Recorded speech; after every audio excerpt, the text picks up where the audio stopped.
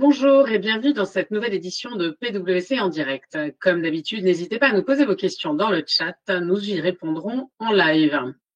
Nous sommes aujourd'hui mercredi 3 juin et nous fêtons les Kevin. Le 3 juin 1800, Washington devient la capitale officielle des États-Unis. Et oui, auparavant, c'était Philadelphie. Pour rappel, le plan d'urbanisme de Washington est l'œuvre de Pierre-Charles L'Enfant, un Français qui avait combattu pour l'indépendance du pays. Nous fêtons aujourd'hui l'anniversaire de Rafael Nadal, qui souffle ses 34 bougies. Le 12 fois vainqueur de Roland-Garros. Et oui, je ne me trompe pas. Ce qui me permet d'enchaîner sur l'actualité du jour. Déplacé à l'automne à cause de la pandémie, Roland-Garros fait tout pour se tenir en septembre et en présence d'un maximum de public. C'est ce qu'a répété hier le président de la Fédération française de tennis, Bernard Giudicelli. Avis aux amateurs donc. Le report des soldes d'été est enfin officialisé. Le ministre de l'Économie a annoncé mardi que le début des soldes d'été était décalé du 24 juin au 15 juillet afin de répondre à la demande des commerçants dont les points de vente sont restés longtemps fermés à cause du coronavirus. Réouverture des terrasses à Paris, la vie reprend son cours. Surtout avec ce beau soleil, le petit verre de rosé dont nous parlions dans ces webcasts il y a 1 mois et demi est enfin de retour. Le mystère des lettres de Marie-Antoinette à son amant révélé par un scanner. L'analyse des encres de la correspondance entre la reine et son amant supposé a permis de décrypter et de lire un certain nombre de messages qui étaient cachés. Je vous cite ici les mots tendres envoyés par son amant. « Adieu, ma bonne amie, jamais je ne cesserai de vous adorer. » Christo. Malgré la disparition de l'artiste, l'empaquetage de l'Arc de Triomphe reste programmé pour 2021. Ce projet phénoménal, qui était le rêve ultime de Christo, qui est donc décédé dimanche, est toujours programmé pour l'automne 2021, a-t-on assuré au Centre des Monuments Nationaux. Autre nouvelle du jour, et pas des moindres, Lisa Su, CEO d'Advanced Micro Devices, est la première femme à devenir la PDG, la mieux payée du monde. C'est la première fois, en effet, qu'une femme prend la tête du classement des PDG les mieux payés du S&P 500. Place aujourd'hui à notre sujet du jour. PME et ETI, entreprises familiales, comment capitaliser sur vos atouts pour rebondir pendant la crise? Pour nous en parler, j'ai le plaisir d'accueillir Stéphanie Verzura, avocat, fiscaliste en région qui accompagne les entreprises familiales depuis de nombreuses années, et Philippe Serzec, associé spécialisé dans les aspects financiers des opérations de M&A auprès des ETI et des fonds d'investissement. Bonjour à tous les deux. Bonjour. Et une première question pour toi, Stéphanie.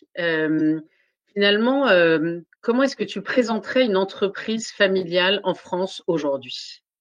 Alors, les entreprises patrimoniales et familiales sont des entreprises dont l'actionnariat est constitué par les membres d'une même famille, qu'il s'agisse d'une génération ou de deuxième ou troisième génération. Donc, ça peut être des familles qui se succèdent ou non.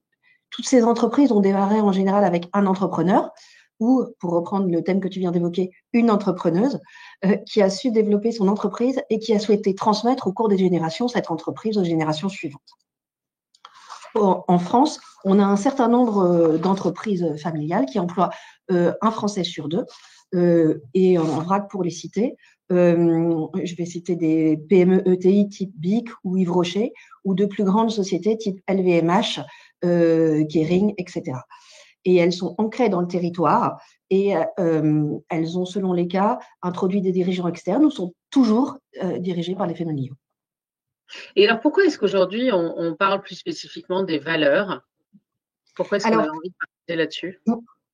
On avait envie d'aborder ce thème parce que les valeurs des entreprises familiales est aujourd'hui multiples. Tout d'abord parce que les valeurs représentent l'ADN de l'entreprise et s'inscrivent dans la durée. Et aujourd'hui, on est certainement dans une recherche du temps long. Les entreprises familiales sont, à notre sens, très armées dans la gestion des risques et dans la gestion du Covid d'aujourd'hui. Nos études sur le sujet en témoignent, donc Philippe en parlera. Les entreprises familiales qui rendent leurs valeurs et leurs raisons d'être explicites et mesurables et qui les intègrent dans leur plan stratégique obtiennent de meilleures performances et une longévité accrue.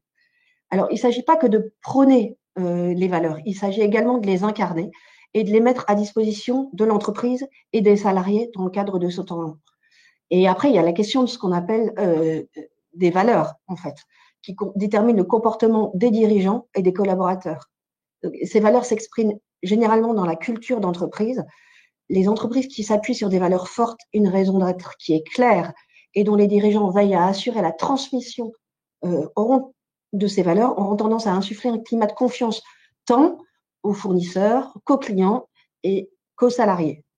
Et à notre sens, elles feront preuve d'une plus grande résilience en cas de coup dur, d'une plus grande agilité.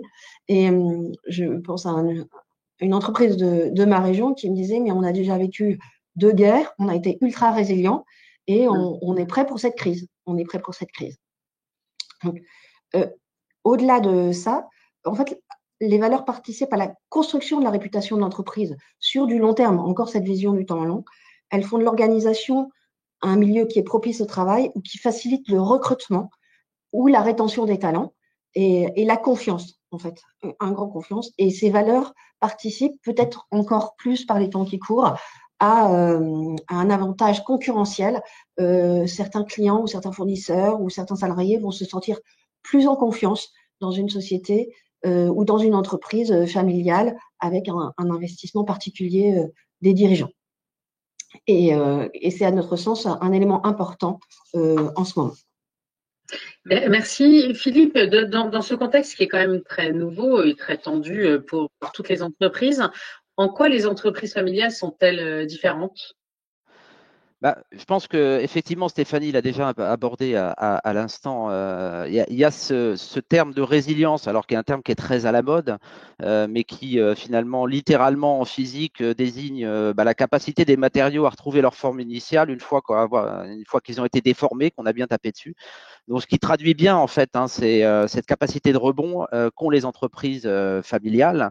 On a évoqué le temps long. Alors, une fois qu'on a dit ça, c'est bien, mais qu'est-ce que ça apporte, le temps long? Ça apporte la perspective historique, l'ensemble des générations qui sont succédées et la capacité également à transmettre, à apprendre de ses erreurs, à apprendre à transmettre de l'expérience aux générations qui suivent. Et cette capacité également à se projeter plus loin que beaucoup d'entreprises et se projeter sur le long terme. Il y a effectivement beaucoup d'études qui montrent que les entreprises familiales sont plus résistantes. Et en particulier, en tout cas plus performante, en particulier dans les moments de crise. C'est-à-dire que lorsque l'environnement économique est favorable, les niveaux de performance sont finalement relativement proches, mais les entreprises familiales ont tendance à tirer leur épingle du jeu un peu plus visiblement dans les périodes difficiles. Ce qui caractérise également les entreprises familiales, c'est la capacité à investir et à innover qui est plus marquée dans les autres entreprises, toujours cette notion de temps long, c'est-à-dire je n'arrête pas d'investir parce que je crois dans l'avenir et parce que je respecte le passé. Pour le dernier point, en fait, qui est très important dans cette situation particulière, est la situation financière de beaucoup d'entreprises familiales, en tout cas pour celles qui ont déjà une certaine taille, avec dans l'ensemble une situation financière plus solide, plus de trésorerie qui permet de gagner du temps, d'acheter du temps, en tout cas de faire le dos rond pendant la tempête. Donc voilà, c'est un ensemble d'éléments qui permettent de penser que les entreprises familiales aujourd'hui sont plus résistantes. Mais pourtant, on lit quand même pas mal de sujets sur des crises de liquidité qui leur posent des problèmes à elles aussi. Comment est-ce qu'elles réagissent? Tu as tout à fait raison et c'est vrai que la situation n'est pas très différente dans les entreprises familiales qu'elle ne peut l'être pour les entreprises, je dirais les autres entreprises. Sachant que la crise actuelle est probablement un peu différente des crises précédentes, notamment 2008-2010, dans la mesure où elle a commencé par une crise sanitaire et elle se développe vers une crise économique qu'on n'a pas encore probablement tout à fait touché du doigt ou en profondeur. Les actions à court terme, alors qui ont fait l'objet déjà de webcasts que vous pouvez d'ailleurs revisionner à loisir, sont assez classiques et probablement déjà un peu derrière nous. Tirer au maximum les lignes de financement, mettre en place les dispositifs étatiques que sont les réductions temporaires d'activité, les plans garantis par l'État, bien communiquer en interne et en externe sur la réalité de cette crise et les mesures à prendre. Je dirais la spécificité des entreprises familiales est probablement précisément la transmission de l'entreprise. Et pour les entreprises qui avaient un processus de transmission en cours. Il est certain que la crise actuelle, la crise de liquidité, crée une tension et peut remettre à plus tard un certain nombre de projets, dans la mesure où notamment pour réaliser une opération, il faut des partenaires. Ces partenaires peuvent être des banques, des fonds, en tout cas des intervenants qui ont besoin d'une information lisible, solide et une certaine vision du futur et un certain niveau de confiance. Dans l'intervalle, ça peut créer, à contrario, une opportunité de voir les choses un peu différemment, c'est-à-dire différer la transmission, accepter d'accueillir un actionnaire minoritaire et réaliser une opération d'une nature un petit peu différente. Et qu'est-ce que tu préconiserais d'ailleurs là-dessus? C'est quoi tes recommandations? Voilà, il faut voir, je pense que l'actionnaire minoritaire, c'est vrai que beaucoup d'entreprises familiales ont cette, je dirais, hésitation assez naturelle et séculaire à accueillir des tiers à l'entreprise. Je pense qu'il ne faut pas voir l'actionnaire minoritaire ni comme un renoncement à sa souveraineté, ni pour un but en soi. En revanche, il faut très soigneusement le choisir et derrière cet actionnaire, c'est-à-dire derrière la structure qu'il représente, il y a des hommes et il faut qu'il y ait, je pense, un fit interpersonnel fort entre les individus dirigeants de chacune de ces entités. Il faut également vérifier qu'il y a un bon alignement d'intérêts en termes d'horizon de sortie. Et également en termes d'apport, notamment voilà, apport sectoriel, enfin toute la valeur ajoutée qu'un actionnaire minoritaire peut apporter à l'entreprise. Mais comment faire en fait pour accepter, parce que c'est vrai que c'est toujours très compliqué, hein, l'idée d'accepter quelque part un étranger, enfin un partenaire non familial, c'est souvent un frein culturel très très fort. Oui. Est-ce que tu as des idées pour comment faire en fait, comment le préparer, comment l'imaginer? Dans un premier temps, il y a un certain nombre de fondamentaux qu'il va falloir préserver. Ça, c'est plus en réponse à la crise d'aujourd'hui et c'est la réponse à moyen terme. Comment je vais faire pour ressortir de cette crise plus fort? Et donc, autrement dit, autant que possible, essayer de préserver les ressources de l'entreprise, notamment les ressources humaines en termes de compétences, pour pouvoir rebondir. Ne pas arrêter d'investir. Hein, il est finalement plus risqué de ne pas prendre de risques que de prendre des risques pendant cette période compliquée. Et puis certainement profiter de l'occasion pour réfléchir sur les nouveaux modes de fonctionnement et poursuivre l'innovation. Donc ça, c'est un point qui est très important. Continuer à innover dans les produits, dans les services, dans les modes de fonctionnement internes. Plus généralement, en fait, cette crise effectivement peut ouvrir des opportunités, conduire à des regroupements d'entreprises. Notamment parce qu'en fait les valorisations risquent d'être affectées en fait sur le marché, à la fois parce que la performance et les agrégats de référence sont impactés, mais également les multiples de valorisation sont impactés, et donc ces opérations peuvent se faire, peuvent se présenter, mais nécessitent des financements. Et ces financements peuvent être obtenus de différentes manières, soit par l'accueil d'un minoritaire, mais également par d'autres outils non dilutifs, emprunts, obligations convertibles, et évidemment les pactes d'actionnaires qui peuvent gérer tout ça. Ce qui permet en fait de réaliser ces opérations-là sans avoir le sentiment de perdre le contrôle et la souveraineté en fait sur l'entreprise.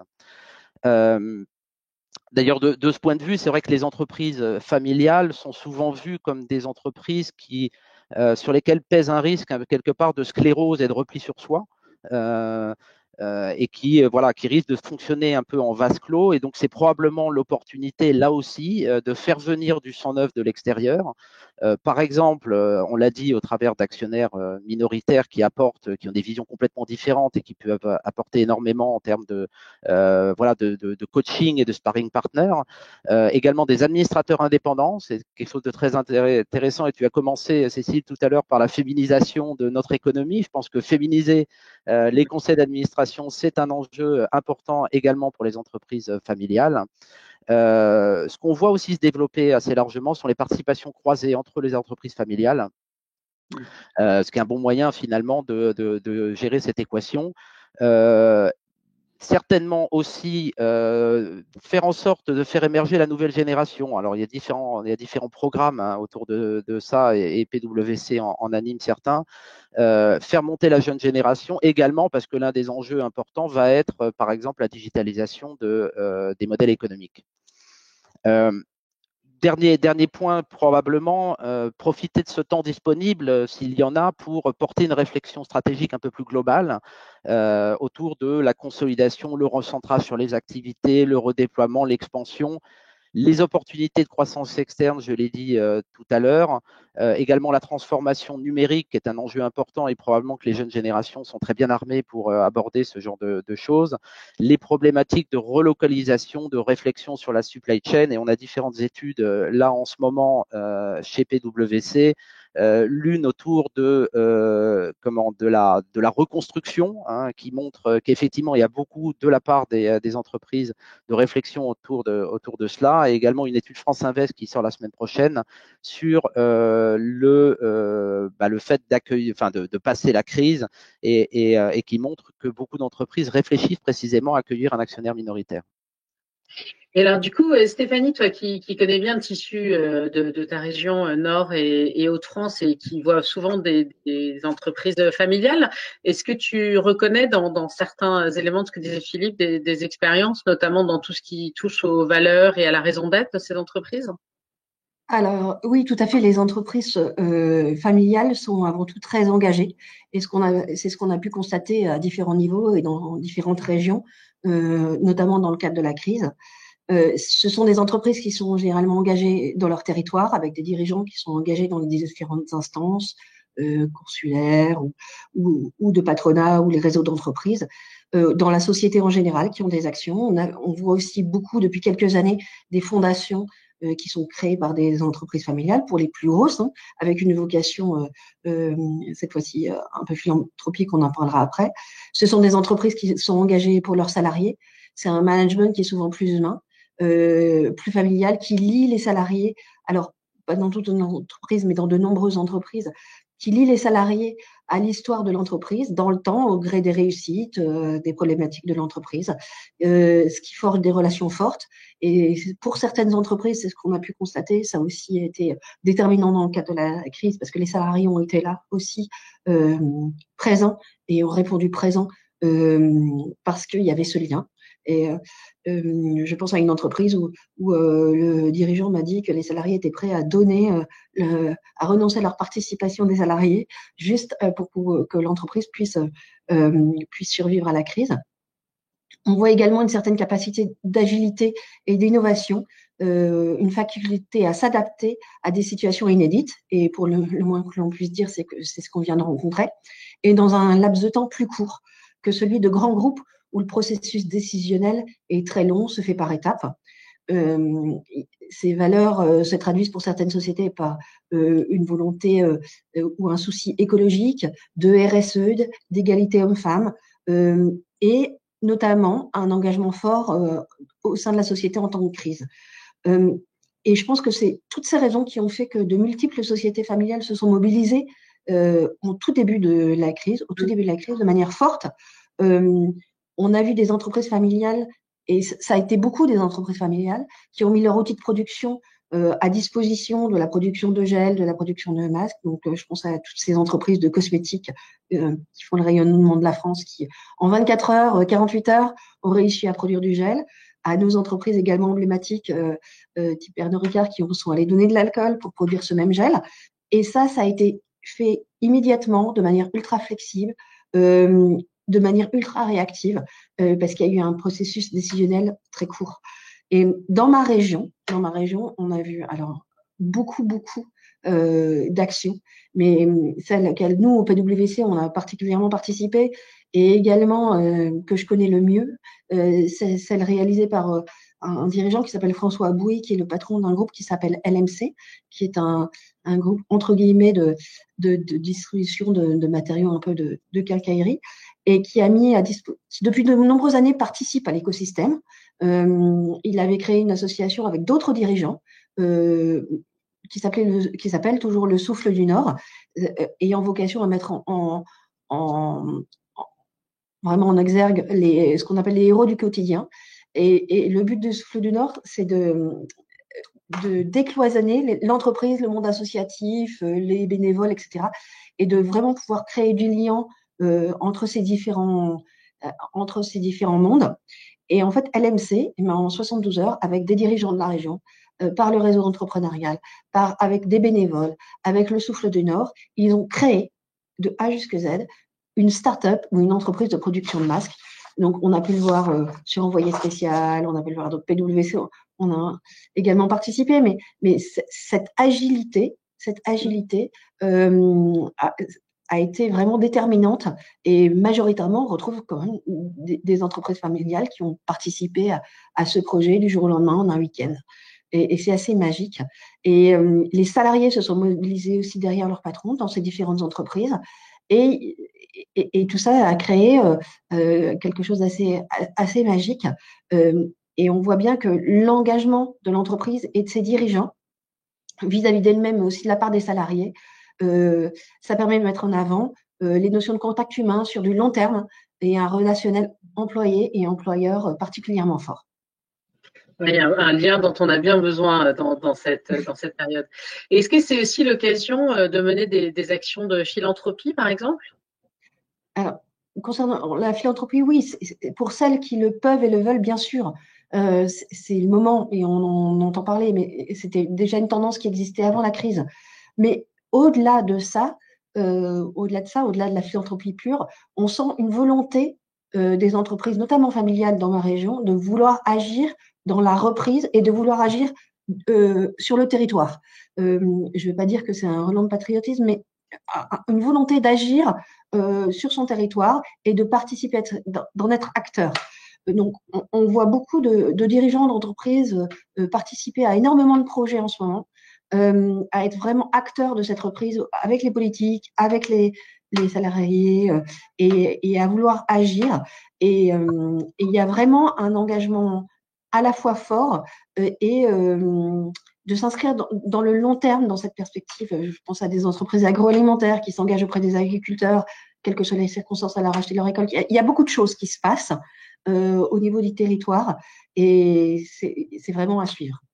Et elles sont là, en tout cas. Merci. Je vois une question dans le live. Je ne sais pas si c'est Philippe ou toi qui allez souhaiter répondre. Et vous, chez PwC, quelle est votre perception du marché? Alors, je peux répondre, et puis Stéphanie, tu pourras compléter si tu le souhaites. Alors, si on entend notre perception du marché, en fait, comment ça se passe aujourd'hui et quel est l'impact sur les entreprises, hein, c'est comme ça que je comprends cette question. Bon, je pense qu'aujourd'hui, on sait qu'il y a un certain nombre d'entreprises qui sont dans des situations difficiles. Je pense aussi que l'économie française est aujourd'hui assez largement sous perfusion. Donc, malheureusement, il faudra une autre question pour terminer sur une note positive, mais j'ai bien peur qu'effectivement, on ne voit pas pour l'instant les effets de la crise de manière très immédiate, dans la mesure où il y a les subventions liées à la réduction temporaire d'activité, les prêts garantis par l'État, qui font que voilà, il y a un afflux de liquidités à ce moment-là. J'ai bien peur qu'en septembre, effectivement, on commence à voir les vrais effets de la crise. Les dossiers, d'ailleurs, assez largement médiatisés, en tout cas les sociétés qui sont passées en redressement judiciaire ces derniers temps, sont pour l'essentiel des sociétés qui étaient déjà dans une situation assez difficile et finalement la crise a été là un accélérateur de difficultés, là où on souhaiterait qu'elle soit aussi un accélérateur d'opportunités. Du coup, on comprend bien, en fait, quand on vous entend tous les deux d'ailleurs, hein, quelles sont les spécificités des entreprises familiales, notamment en ce qui concerne j'allais dire, leur résilience et leur rapidité aussi d'exécution et d'adaptation. Finalement, qu'est-ce que vous avez envie de dire en conclusion, peut-être l'un et l'autre, à nos auditeurs qui gèrent ce genre d'entreprise? Quel serait un peu votre mot de la fin? Peut-être Stéphanie en premier? Alors, pour moi, ce que j'ai vu dans ma région et en dehors de ma région, ce qu'ont fait les entreprises familiales depuis 3 mois, leur volonté affichée de participer à l'effort national, d'être un acteur de la reprise, avec une énergie et une connaissance du marché et une capacité d'innovation, une capacité de décision, c'est un peu magique. Enfin, je pense elles ont été là. Et je pense que ça va continuer parce qu'on sent que derrière, elles ont su entraîner leurs salariés, elles ont su entraîner également leurs fournisseurs, des clients, et que je pense que encore une fois, on va être sur le temps long. On risque d'avoir et je pense qu'elles seront là sur le temps long, en fait. Et il y a encore beaucoup de choses à faire. On parle de la réindustrialisation de la France, mais il y a beaucoup, beaucoup de choses. Ça va pousser à l'innovation et, ça va fortement impacter notre rebond. Philippe, est-ce que toi aussi tu as un mot de la fin? Alors j'ai deux mots de la fin. J'ai un premier mot de la fin qui est effectivement continuer, je pense, à continuer à investir tout en respectant son ADN, continuer à innover, continuer à investir et s'ouvrir aux autres et aux idées nouvelles. On l'a évoqué un peu. Mon deuxième mot de la fin est probablement celui que je vois à l'écran en ce moment, qui est plus un commentaire qu'une question, et qui dit merci pour votre témoignage. Les ETI ont beaucoup de force pour être des entreprises actrices. C'est donc bien le message positif que je voulais tout à l'heure vous donner. Eh bien, merci beaucoup. Un grand merci à tous les deux d'être venus témoigner et partager votre expérience sur PwC en direct. Quant à vous, chers auditeurs, merci encore de votre présence. Vous devez avoir l'enquête de satisfaction qui s'affiche à la droite de votre écran. Nous sommes toujours très, très preneurs de vos retours qui nous sont très utiles. Je vous remercie donc tous. Je vous souhaite une très belle journée. Je vous donne rendez-vous demain pour parler de la crise de liquidité et de comment adapter sa stratégie sur les crédits clients et fournisseurs. Excellente journée à tous. Merci beaucoup.